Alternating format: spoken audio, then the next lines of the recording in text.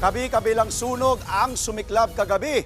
Sa Cebu City, isang imbakan ng diesel ang natupok habang sa Pasig, 3 ang sugatan sa sunog na dahil umano sa napabayaang rice cooker. Nasa frontline ng balitang yan, si Reniel Pawid. Nabulabog ang mga residente sa West Bank Road sa Rosario, Pasig nang sumiklab ang malaking apoy pasado alas 7 kagabi.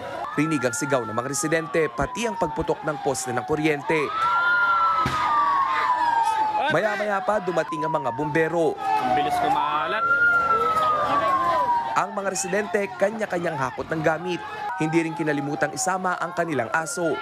Tumagal ng 1 oras bago tuluyang naapula ng mga bumbero ang sunog na nagsimula raw sa isang apartment.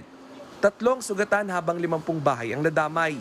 Isa sa mga nasunugan si Tatay JR. Labis ang kanyang panlulumo nang makitang natupok ang ipinundar niyang bahay. Galing ako sa kuya ko, pagdating ko rito wala na. Sunog na. Hindi na mapasok. Ang bilis eh. Ito lang nasalba ko, damit. Sana matulungan kami rito sa mga nasunugan. Kaya walang-wala rin kami. Nasa 1 milyong piso ang halaga ng pinsala. Ayon sa mga residente na iwang nakasaksak na rice cooker ang naging dahilan ng sunog. Pero patuloy pa yang iniimbestigahan.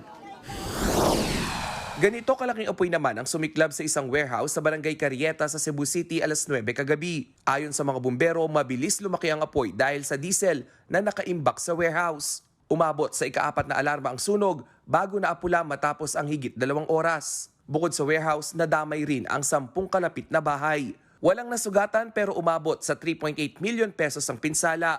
Hanggang ngayon, inaalam pa ang mitya ng apoy. Nagbabalita mula sa Frontline, Reniel Pawid, News 5. Mga kapatid, Andre Felix po. Iba na ang may alam at may pakialam sa panahon ngayon. Para sa tuloy-tuloy na balitaan sa Frontline kahit weekend, mag-follow at subscribe sa social media pages ng News 5.